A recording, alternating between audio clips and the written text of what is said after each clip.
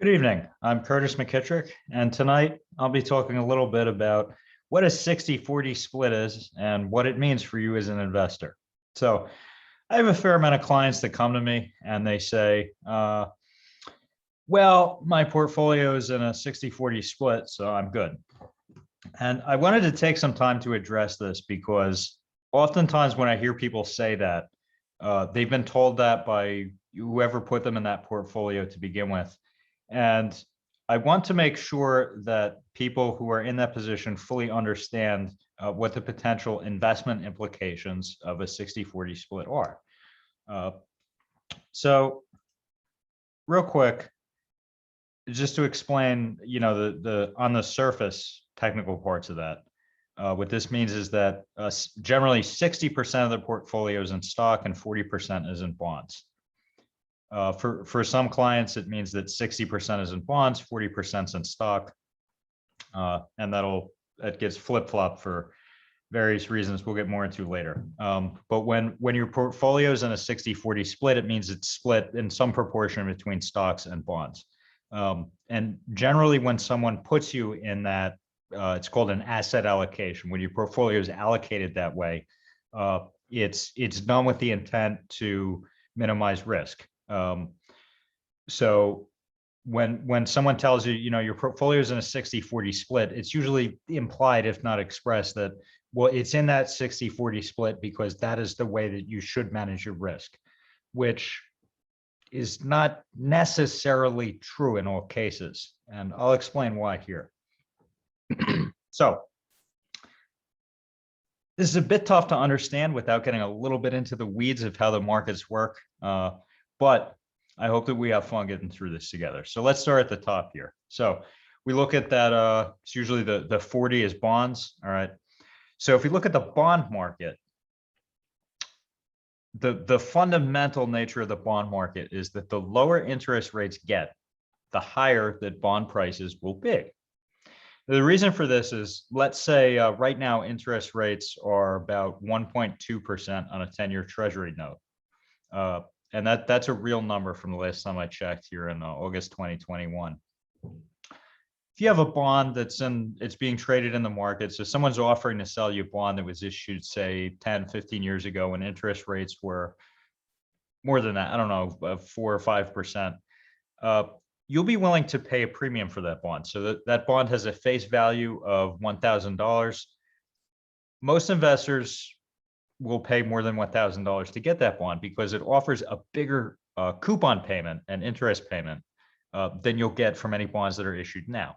So that's why there tends to be that inverse relationship. The important part to remember is that lower interest rates result in higher bond prices. And going back 100 years or so, this relationship has always held true in the bond market. That is something we can confidently count on, that inverse relationship between interest payments and bond prices. Now, historically, the pattern that we see in markets, again, going back about 100 years or so, is that when the stock market is down, the bond market's up. When the bond market is down, the stock market is up. And for pretty much every period in the past 100 years or so, you'd be safe in working with that assumption. Right now, though, the market is behaving in a fairly unique and unprecedented way that is different than this relationship. Now, this is important to note because if we go back to this 60-40, the philosophy that underlies this type of asset allocation is based on the assumption that this pattern here of the inverse relationship between stock and bond markets is true. But that inverse relationship is not true right now. And by implication, the thought that a 60-40 allocation protects us against risk we might face is not necessarily true. So what are we dealing with right now?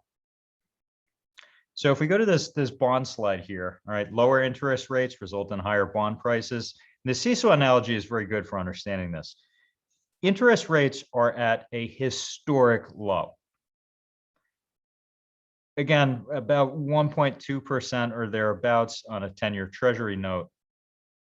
those interest rates have never been lower than they are now. And to use the seesaw analogy again, well, that end of the seesaw, it's on the ground. It can't really go any lower.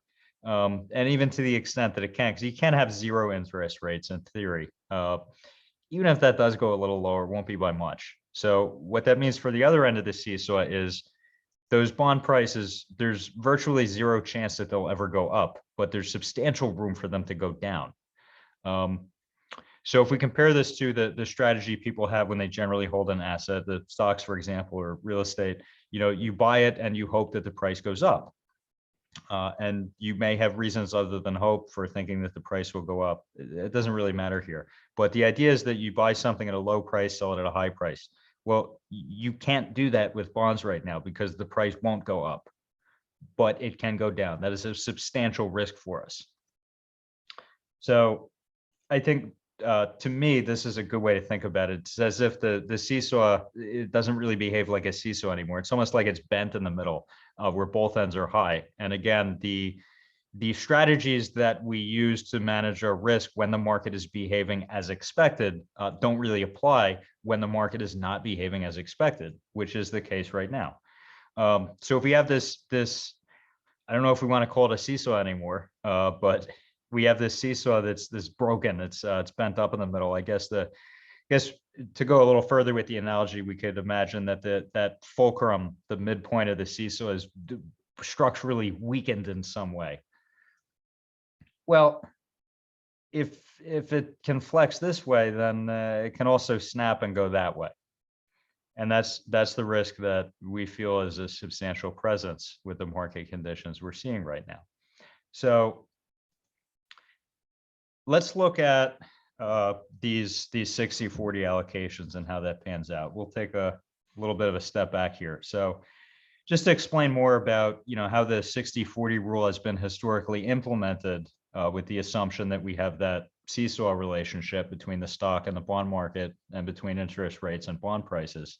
Going back 30, 40 years ago, typically the rule of thumb in financial planning was that you would take 100% and then you would subtract someone's age from it. And that is the proportion of their portfolio they should have in stocks. So for example, if you have a 20-year-old investor should have 80% of their portfolio in stocks. An 80-year-old investor should have 20% of their portfolio in stocks. The thinking behind this is that stocks generally tend to appreciate more and faster over a long time period than bonds do. So for someone who's younger and most likely doesn't need that money to be there at any particular time in the near future, it makes more sense to be heavier in stocks because if you're younger, you have time on your side. Your goal there is just to accumulate as much money as possible. And the more stocks you have, the greater the chances of you achieving that objective. And then conversely, for an older investor, they don't have as much time to recover from any market fluctuations. And if everything has gone right, they don't really need to because they've already accumulated a fairly high balance. Their goal is just to keep that balance right there. So when it was the case that the bond market and the stock versus the bond market followed that seesaw pattern, generally the way that you would manage risk is just get that you have an older investor, just make a greater proportion of the portfolio in bonds and you're good to go. And the way that's changed a little bit since then. So in the past 20 years or so, this 100 minus the investor's age rule has been simplified by many advisors and brokerage firms.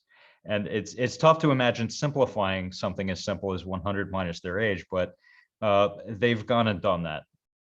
And my view on this is that that simplification is really just to create less work for the brokerage firm.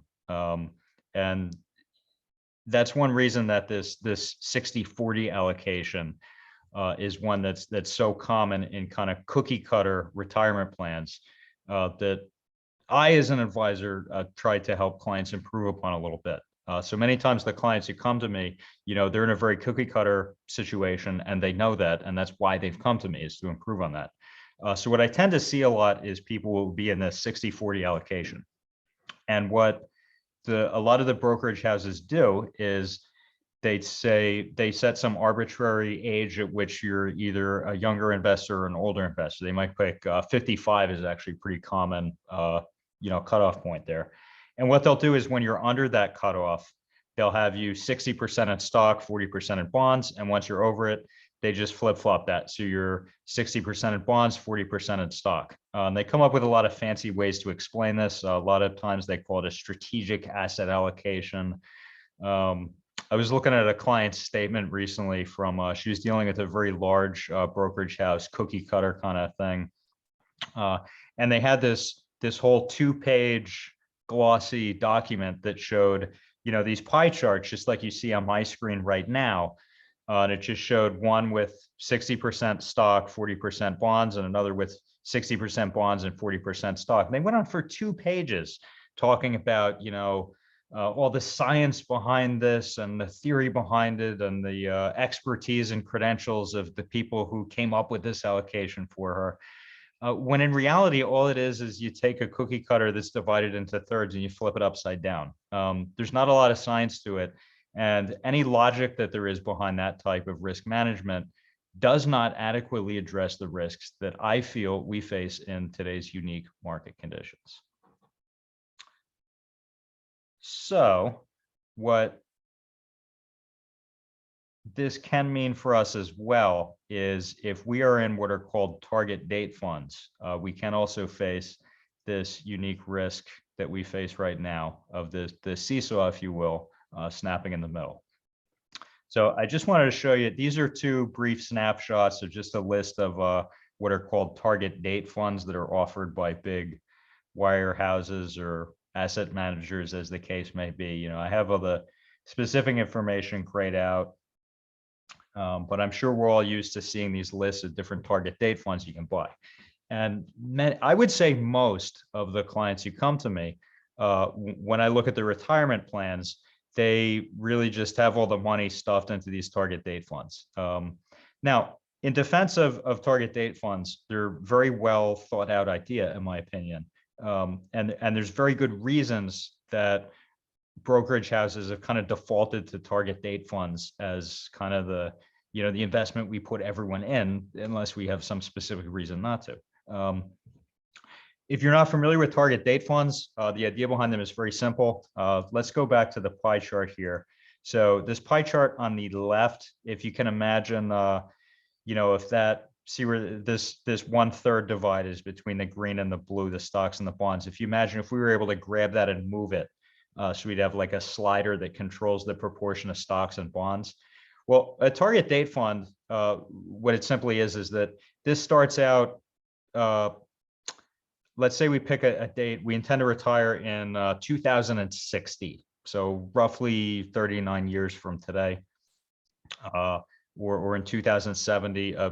In investment terms, that's considered a relatively long time from now, whenever you're talking multiple decades. So when you're multiple decades from whatever target date you pick, that slider starts out with 20, 30, 40% in bonds and no more than that.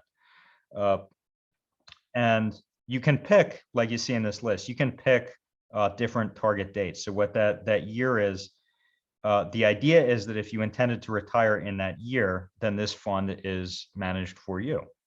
So let's say you intended to retire in 2030. As 2030 approaches, that slider moves clockwise.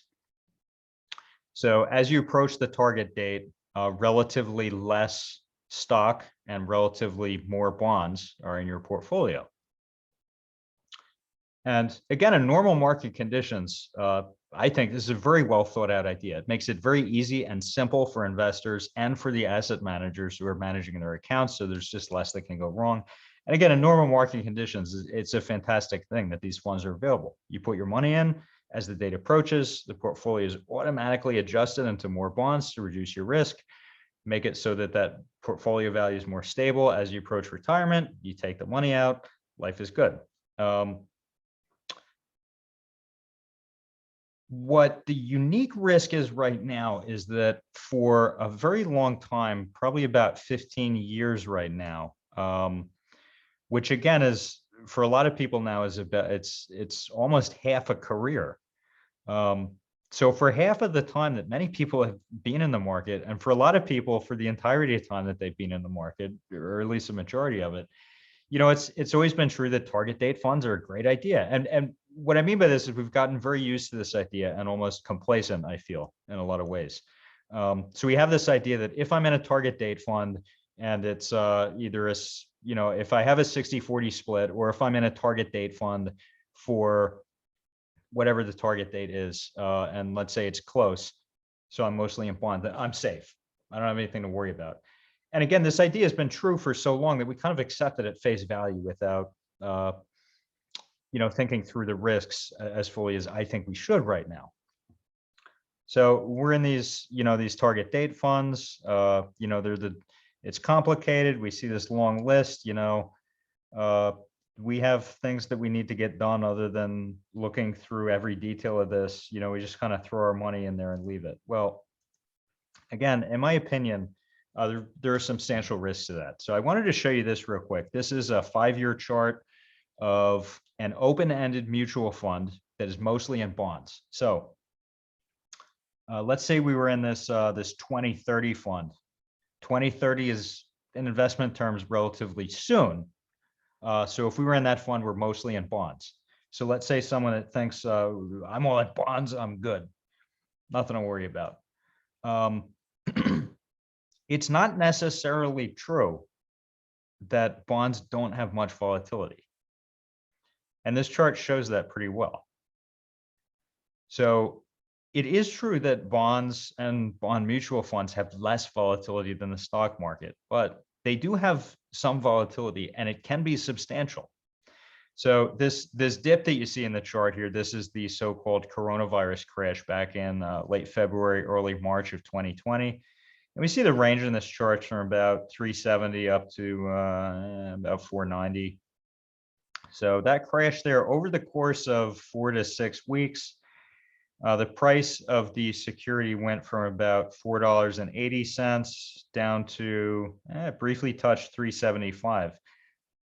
I don't know about you, but I consider that pretty substantial. If I'm expecting my portfolio not to have any volatility, I need it to be flat for whatever reason, I'm in another stage of my life. I don't need to be worrying about my money anymore, or if I'm depending on it for essentially a fixed income by making systematic withdrawals, or if I need it to be there for a child's college education or a house purchase. Let's say, I was due to close on a house on, March of 2020. Well, it's really inconvenient that the bond market is down right now. What am I going to do? It's a tough question. And it's one that I'd rather not have to answer if I don't need to. So in order to make sure that we don't have to answer that tough question of what happens, what I like to do is to take a closer look at the way risk management is taken care of in someone's portfolio. And I don't feel it's right to say that a 60-40 split, or even this 100 minus your age thing, is an adequate way to manage risk in today's market, because of the fact that the seesaw analogy doesn't really apply. Now, you might have asked by this time, well, what risk management strategies do apply? There are many of them, and there are many different investment objectives that we can apply risk management strategies to. So that's something we need to sit down and get to know each other a little better before we can provide meaningful advice to each other on how we're going to deal with that. So if you're like me and you're seeing this and you're saying, well, I always had 60-40 risk, but what do I do now? Then we need to get together and talk about that. So give us a call. We'll sit down together. We'll look at the situation, figure out what we're going to do so we can make sure everything's taken care of for you. Until then, I want to thank everyone for watching tonight, and you all have a good day.